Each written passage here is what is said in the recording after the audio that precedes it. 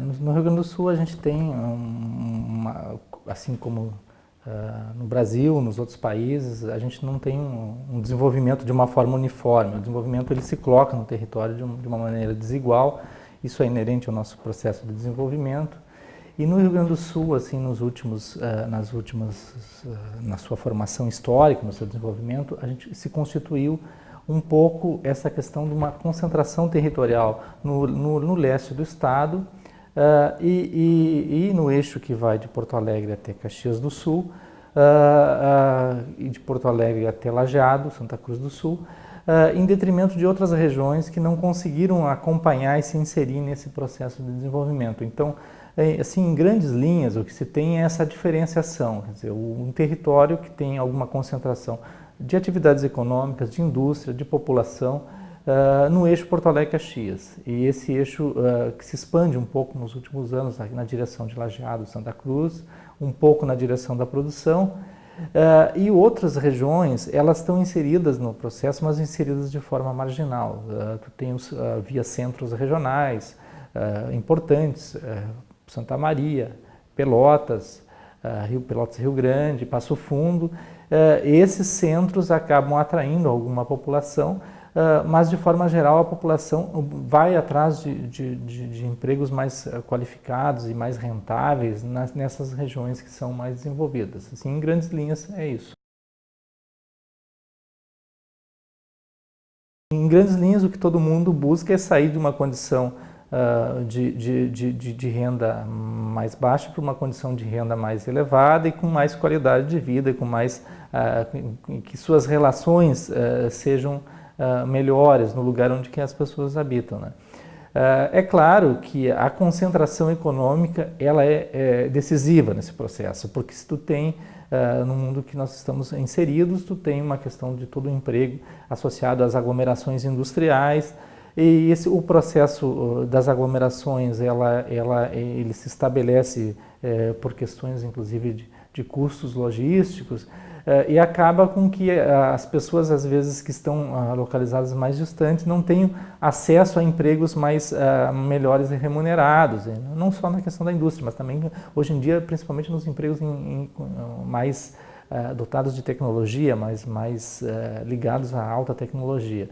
E por isso que é importante a gente ter, a gente olhar para essas regiões que não estão inseridas no processo, para que a gente possa pensar novas alternativas para ela, para que a gente possa pensar o porquê que elas não conseguiram se inserir no processo, mas também pensar que possibilidades elas têm para não só estar conectadas ao mundo global, mas também ter outras alternativas que gerem essa questão do desenvolvimento, não só no desenvolvimento no sentido econômico, mas no sentido de as pessoas estarem satisfeitas e inseridas no processo mesmo morando em regiões distantes, tendo acesso a empregos, tendo acesso à educação, tendo acesso aos meios da sociedade moderna, que é hoje um pouco que as pessoas em geral buscam, né? As pessoas querem, mesmo morando distantes dos centros mais avançados, estar conectadas com o mundo por estruturas de internet, por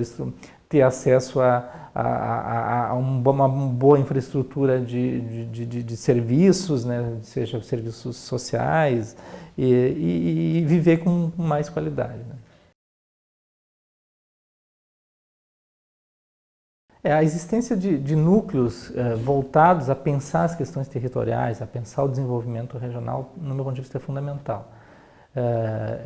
A gente tem as regiões onde tem maior massa crítica, consegue formar pessoas e irradiar pessoas, isso faz com que se consiga enxergar as possibilidades, se consiga desenvolver alternativas e ao fim das contas, da conta, a gente tem um grupo todo formando conhecimento e formando alternativas, né, que é o que vai gerar depois escolhas na região, vai gerar novas possibilidades e que essas possibilidades, muitas delas não vão seguir adiante, não vão vigar, mas algumas delas podem ter efeito transformador na região. Então acho que a existência de de massa crítica nas regiões, seja nas instituições de ensino superior, universidades comunitárias, universidades federais no interior, cursos voltados ao desenvolvimento regional. E isso é importante porque dá essa condição para as regiões terem uma reflexão mais qualificada. Por um lado, a gente tem gente pensando do ponto de vista mais macro, tem muitas núcleos pensando isso no próprio Estado, no governo federal, mas normalmente o pensar dentro de uma escala como estadual, de uma escala nacional, ele é um pensar mais genérico, ele é um pensar mais generalizante, enquanto que quem vive na região, quem conhece os problemas de uma forma mais minuciosa, consegue identificar processos que às vezes quem está longe, estudando de longe, não consegue enxergar. Então, essas duas coisas, na verdade, elas no fundo, elas se conectam. Quer dizer, tu pode ter construir propostas a partir de um olhar do todo, mas também de quem está conectado e está conhecendo e visualizando, enxergando as novas alternativas. Muitas coisas em muitas regiões conseguem resultados extremamente positivos com esse tipo de política, com esse tipo de possibilidade. A Secretaria do Planejamento ela tem já um histórico muito grande nessa questão do desenvolvimento regional, então tem um grupo grande que trabalha lá e a gente tem, assim, eu diria assim, só para citar alguns estudos recentes, não tão recentes, de 2005 para cá, a gente teve o estudo de desenvolvimento regional e logística do Rio Grande do Sul, que foi um estudo grande nessa área territorial.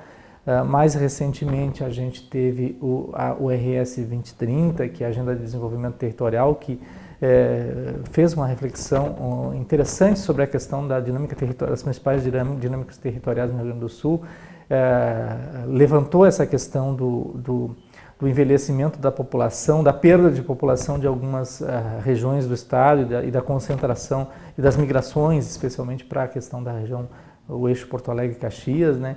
Então, o que a gente está tendo agora é alguns desdobramentos dessas reflexões mais antigas, apoiando os planos estratégicos de desenvolvimento regional dos COREDs, que a gente está trabalhando de forma conjunta.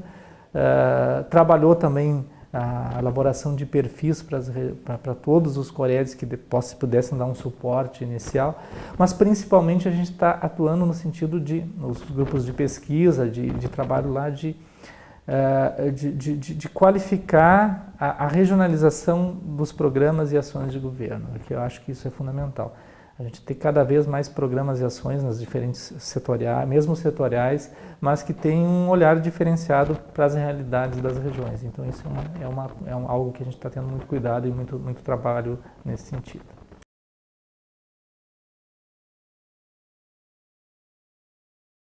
Essa é uma questão extremamente relevante, acho, para as próximas décadas, né? Então a gente tem uma situação em que a nossa população está chegando em seu tamanho máximo do Rio Grande do Sul, né, e passa a decrescer a partir da próxima década.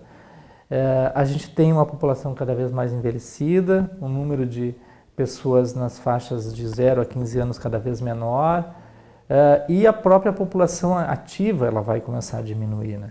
Então isso tem repercussões importantes, tem repercussões, as mais evidentes, é óbvio, é o aumento da população em idade avançada, que traz doenças e soluções e alternativas cada vez mais complexas.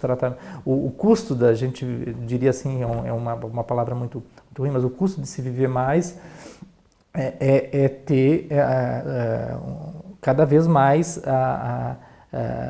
alternativas mais complexas para se resolver, né? As doenças são mais de difícil tratamento, têm custos mais caros, mas é isso que a sociedade tem que investir, porque vai ser a sociedade que nós teremos e também a gente tem, por outro lado, a questão dos jovens, né? Dos jovens que a nossa rede de escolas ela está apropriada para um tamanho para um número de estudantes que vai se modificar, né? Então, para onde a gente direciona esse esforço todo que se fazia, que se fez no país, no estado como um todo, para trazer primeiro para alfabetizar as pessoas, depois para melhorar o nível de ensino fundamental. Certamente agora é um momento da gente pensar em qualificar o ensino, né? A gente cada vez vai ter menos pessoas. Para o futuro, certamente é algo. E também é a questão de